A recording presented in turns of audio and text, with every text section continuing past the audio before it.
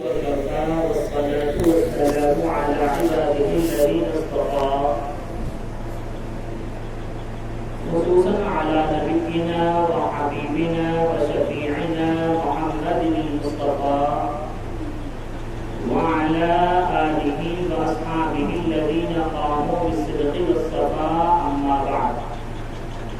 فأعوذ بالله من الشيطان الرجيم. بسم الله الرحمن الرحيم.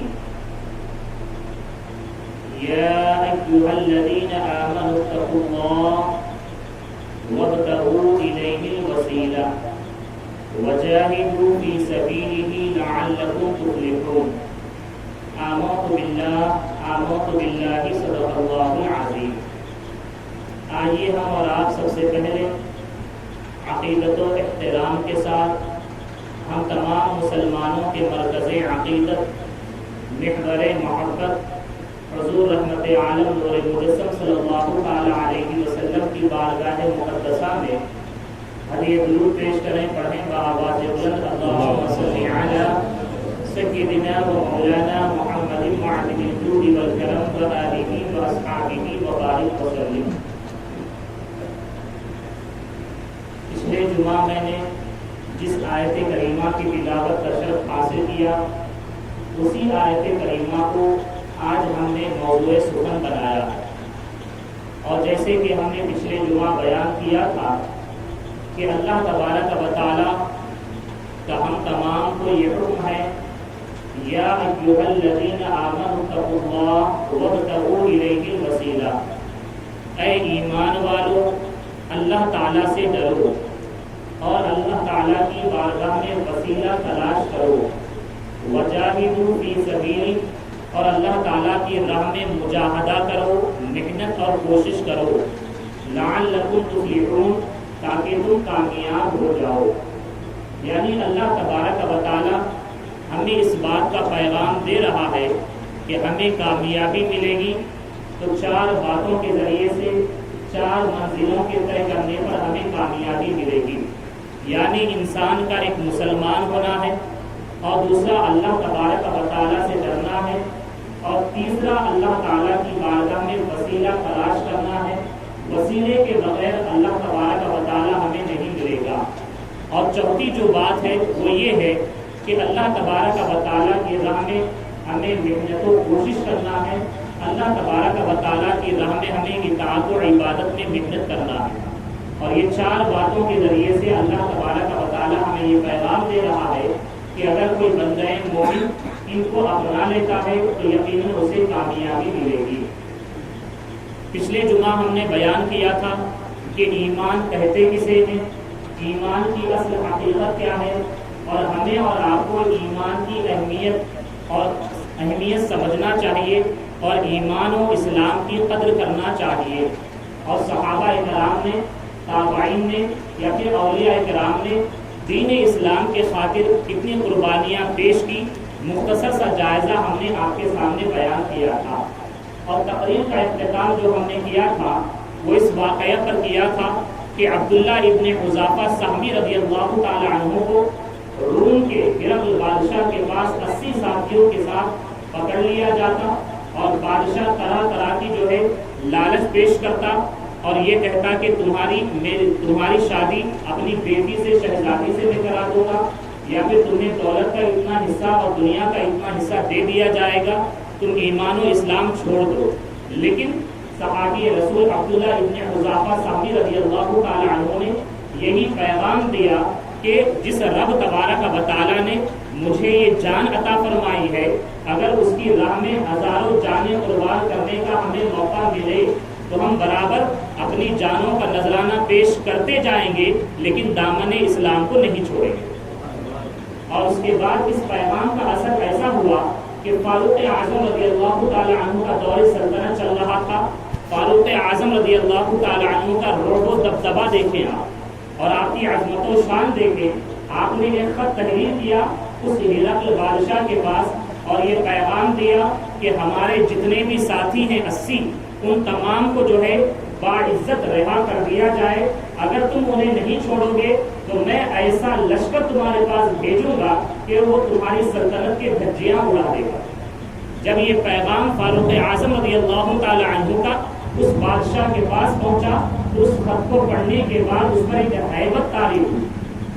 آپ دیکھیں، فاروق اعظم چل کر نہیں آئے بلکہ آپ نے خط بھیجا، لیکن اس خط اور تحریر کا ایسا کمال تھا اور آپ کی عظمت و شان یہ تھی، رعب و دبدبہ یہ تھا کہ جب وہ بادشاہ پڑھا تو اس پر ہیبت طاری ہوئی اور اس نے آپ کے تمام جو صحابہ کرام 80 رہے ان تمام کو باعزت رہا کر دیا۔ یہ ہے مذہب اسلام کی شان و شوکت، اور یہ ہے مذہب اسلام کا رعب و دبدبہ، اور یہ ہیبت ہے۔ لیکن آپ خود آج یہ جائزہ لیں تو آپ کو پتہ یہ چلے گا کہ مسلمان آج ہر جگہ ذلت و رسوائی کا سامنا کر رہا ہے۔ اس کی وجہ یہی ہے کہ اس وقت ان کا رعب و دبدبہ کیوں تھا؟ اس لیے کہ وہ سچے مسلمان تھے اور مذہب اسلام کی تعلیمات پر پورے طور پر عمل کر رہے تھے، جس کی وجہ سے دنیا ان سے گھبراتی تھی۔ لیکن آج ہمارا معاملہ یہ ہے کہ ہم مسلمان تو ہیں لیکن اسلام کی تعلیمات سے دور ہیں۔ اب ایمان کو آپ نے سمجھ لیا تو آپ دوسری منزل کی طرف بڑھیں۔ اللہ تعالیٰ کا فرمان ہے واتقوا اللہ، اللہ تعالیٰ سے ڈرو۔ اے ایمان والو، اللہ تعالیٰ سے ڈرو۔ یقیناً اللہ تبارک و تعالیٰ کا ڈر اور خوف یہ کیا چیز ہے، تو یہ اس کے بارے میں بہت ساری تشریحات بیان کی گئی ہے۔ آسان انداز میں آپ یہ سمجھیں کہ آپ کبھی بھی کسی گناہ کی جانب بڑھیں یا کوئی گناہ کا خیال آپ کے دل میں آئے، فوراً اللہ تبارک و تعالیٰ کی گرفت اور عذاب یعنی ایک ڈر آپ کے دل میں آ جائے کہ اللہ تبارک و تعالیٰ دیکھ رہا ہے، اللہ تعالیٰ کی بارگاہ میں مجھے حاضر ہونا ہے، اللہ تعالیٰ کی بارگاہ میں مجھے جواب دینا ہوگا۔ تو یہ چیز جیسے ہی آپ کے دل میں آئے گی تو آپ یہ سمجھیں کہ آپ کے دل میں خوف خدا ہے، اور خوف خدا یہ اللہ تبارک و تعالیٰ کی بہت بڑی نعمت ہے۔ اگر جس بندے کے پاس خوف خدا آ جائے اور اللہ تعالیٰ کا خوف کوئی بندہ اپنے دل میں سنبھالے تو یاد رکھیں اب وہ بندہ ہمیشہ اپنے آپ کو گناہوں سے دور رکھے گا، اس کی زندگی بڑی پاک و صاف ہو جائے گی۔ مطلب یہ ہوگا کہ وہ بندہ اللہ اور اس کے رسول علیہ الصلوۃ والسلام کے احکامات کے مطابق زندگی گزارنے لگے گا۔ اور خوف خدا ہی کا معاملہ ہے کہ اللہ تبارک و تعالیٰ نے کئی مقام پر قرآن عظیم میں اس کی فضیلت کو بیان فرمایا۔ اللہ تعالیٰ کا فرمان ہے ان اکرمکم عند اللہ اتقاکم، کہ بے شک تم میں یعنی تمام لوگوں میں سب سے زیادہ معزز اور مکرم رب تعالیٰ کی بارگاہ میں اگر کوئی ہے تو وہ ہے جو تم میں سب سے زیادہ پرہیزگار ہے، جو تم میں سب سے زیادہ اللہ تعالیٰ سے ڈرنے والا ہے، تقوی اختیار کرنے والا ہے۔ تو معلوم یہ ہوا عربی یا عجمی ہونا یا پھر کوئی اور چیز کی فضیلت رب کی بارگاہ میں مقبول نہیں ہے، بلکہ اللہ تعالیٰ کی بارگاہ میں اگر کوئی چیز مقبول ہے تو اللہ تعالیٰ کا خوف جس کے دل میں سب سے زیادہ ہوگا، یقیناً وہ بندہ اللہ تعالیٰ کی بارگاہ میں سب سے زیادہ عزیز اور مکرم ہوگا۔ اور اس کے علاوہ اللہ تبارک و تعالیٰ کا فرمان ہے ایک مقام پر کہ جو بندہ مومن رب کی بارگاہ میں کھڑے ہونے کے وقت میں خوف رکھے، اللہ تعالیٰ کی بارگاہ میں کھڑے ہونے پر ڈرے، تو اللہ تعالیٰ کی بارگاہ سے اس کے لیے 2 جنتوں کا مصدع ہے، 2 جنتوں کی بشارت ہے۔ یہ خوف خدا کا معاملہ ہے۔ آئیے ہمارے نبی علیہ الصلوۃ والسلام کی زندگی مبارک کو دیکھیں۔ سب سے پہلے یہ جان لیں ہمارے نبی علیہ الصلوۃ والسلام کے بارے میں ہمارا عقیدہ حق یہ ہے کہ آپ ہر ایک گناہ سے پاک ہیں، معصوم ہیں۔ جتنے انبیاء ہیں ان تمام کی عظمت و شان یہ ہے، انبیاء ہو یا فرشتے، ان کی شان یہ ہوتی ہے کہ یہ معصوم ہوتے ہیں، ہر چھوٹے بڑے گناہ سے معصوم ہوتے ہیں۔ اور انبیاء کا معاملہ یہ ہے اعلان نبوت کرنے سے پہلے ہو یا اعلان نبوت کے بعد کا معاملہ ہو، ہر طریقے کے گناہ سے پاک اور صاف اور ستھرے ہوتے ہیں، بلکہ گناہ کا خیال اور تصور بھی ان تک پہنچ بھی نہیں پاتا۔ ان کی عظمت و شان یہ ہوتی ہے، لیکن نبی کا عمل جو ہوتا ہے امت کی تعلیم کے لیے بھی ہوا کرتا ہے۔ جیسے کہ سرکار علیہ الصلوۃ والسلام نے خود فرمایا اور آپ کا عمل مبارک آپ نے خود یہ بتایا کہ میں کسی جگہ پر کسی محفل میں بیٹھتا ہوں تو اس محفل میں اٹھنے سے پہلے رب کی بارگاہ میں 70 سے 100 مرتبہ استغفار کرتا ہوں۔ استغفار کا مطلب کیا ہے؟ رب تعالیٰ کی بارگاہ میں معافی طلب کرنا۔ تو اب آپ دیکھیں ہمارے نبی علیہ الصلوۃ والسلام تو معصوم ہے، لیکن اللہ تعالیٰ کے نیک بندے جو معصوم ہوتے ہیں تب بھی رب کی بارگاہ میں استغفار کرتے ہیں تو اللہ تبارک و تعالیٰ ان کے بلند مرتبے میں اور اضافہ فرماتا ہے۔ اللہ تبارک و تعالیٰ کی یہ عظمت و شان ہے۔ اور انبیاء کرام کا معاملہ یہ ہوتا ہے، امت کی تعلیم کے لیے بھی ان کا عمل ہوتا ہے۔ تو جب نبی علیہ الصلوۃ والسلام معصوم ہو کر ہر گناہ سے پاک ہو کر وہ رب کی بارگاہ میں اتنا زیادہ استغفار کرتے ہیں، معافی طلب کرتے ہیں، تو ہمیں اور آپ کو چاہیے کہ ہم بھی اٹھتے بیٹھتے رب تعالیٰ کی بارگاہ میں استغفار کرتے رہیں اور گناہوں کی معافی طلب کرتے رہیں۔ اور سرکار علیہ الصلوۃ والسلام کی حدیث مبارکہ میں جسے سیدہ عائشہ طیبہ طاہرہ رضی اللہ تعالی عنہ بیان فرماتی ہیں کہ سرکار علیہ الصلوۃ والسلام کے دل میں خوف خدا کتنا زیادہ تھا کہ آپ یہ بیان کرتی کہ ایک مرتبہ مدینہ منورہ میں بادل چھا گئے، بہت زیادہ بادل چھا گئے، تو سرکار علیہ الصلوۃ والسلام اپنے حجرے مبارک میں موجود تھے۔ پھر آپ کبھی باہر نکلتے، بادل کو دیکھتے، پھر گھر کے اندر تشریف لے جاتے، پھر کبھی باہر نکلتے، پھر گھر کے اندر تشریف لے جاتے، اور اس کے بعد بارش برسنے لگی اور بارش کا موسم بن گیا اور بارش ختم ہو۔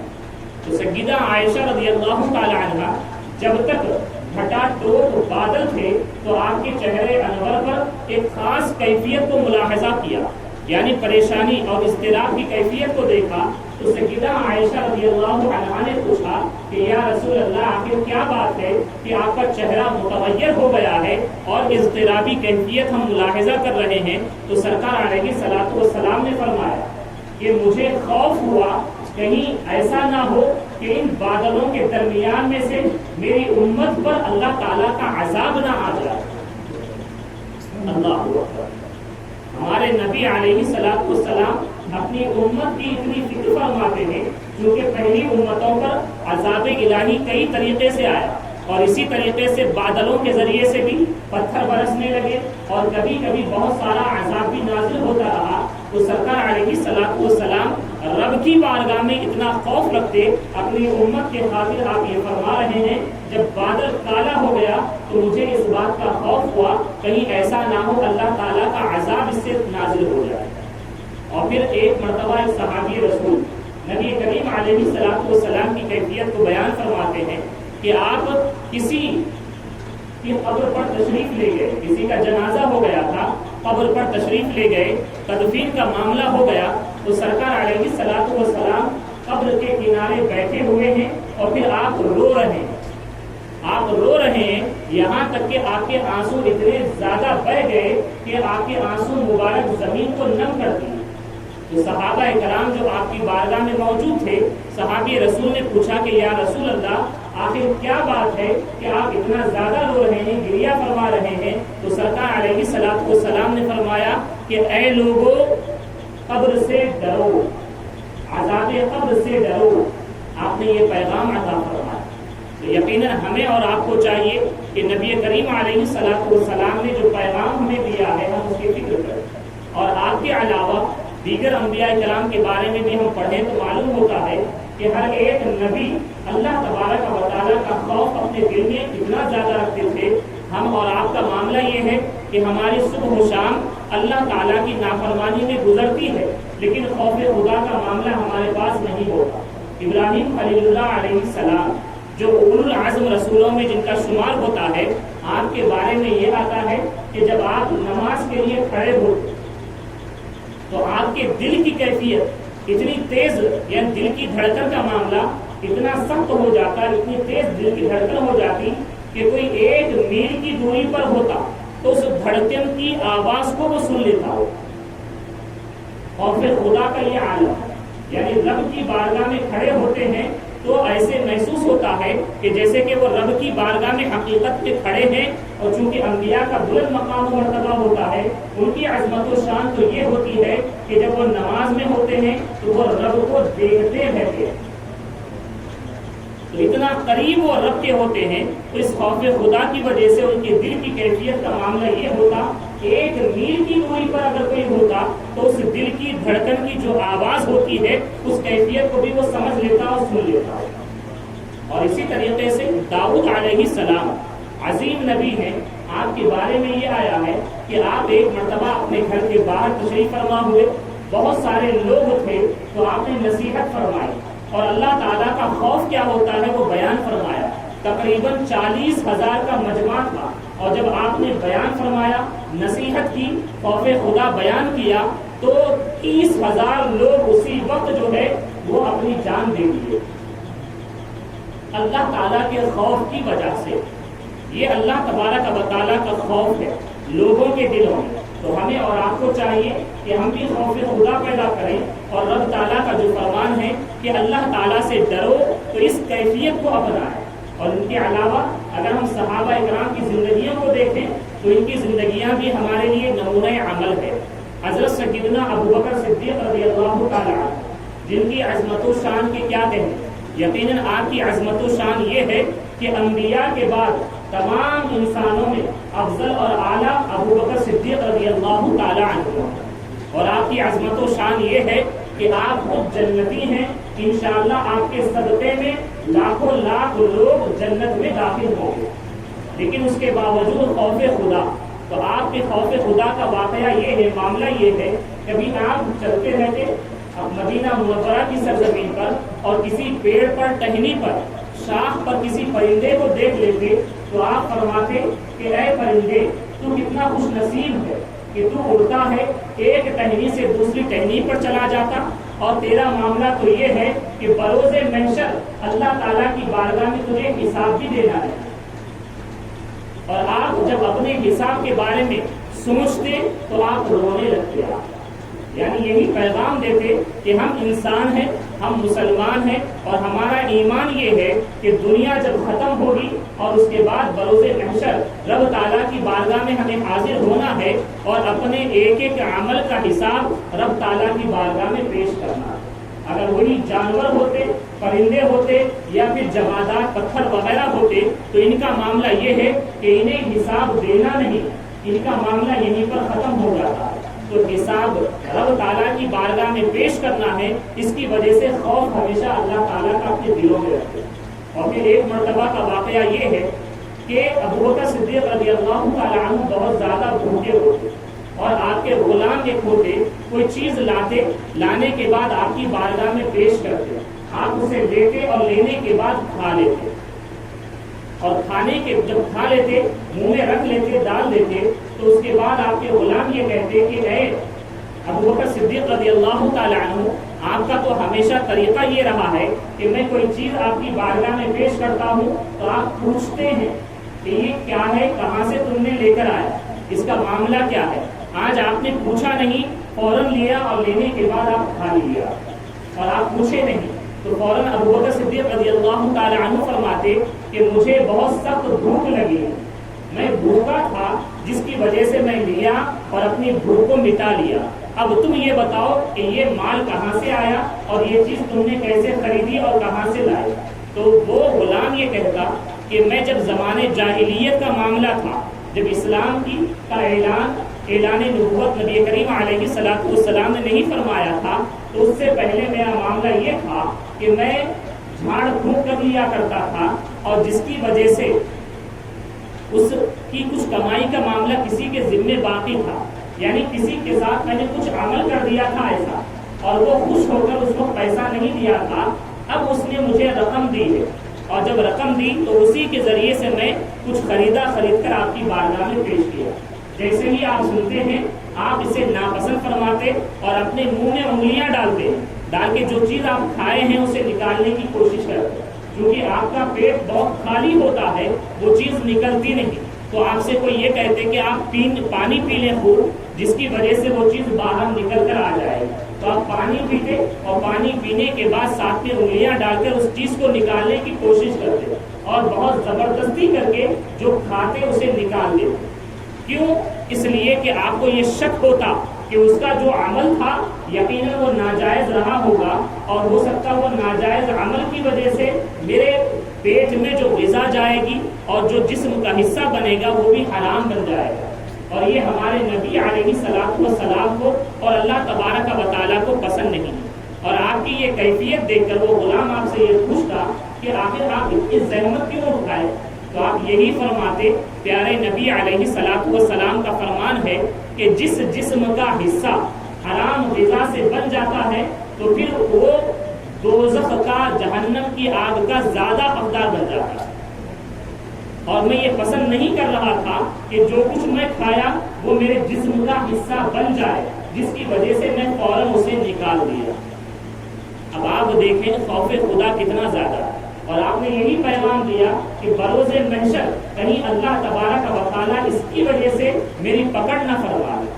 تو آج مسلمان کا عالم یہ ہے کہ وہ بہت کچھ کماتے ہیں، بہت کچھ کھا بھی لیتے ہیں اور انہیں ذرہ برابر خیال نہیں آتا کہ یہ حرام ہے، یہ حلال ہے. ہم اس کے بارے میں جان لیں کہ واقعی میں اگر حلال ہے تو ہم کھا سکتے ہیں، ورنہ پھر ہمیں کھانے کا حق نہیں ہے. یہ تمام چیزیں مسلمان نہیں سوچتے.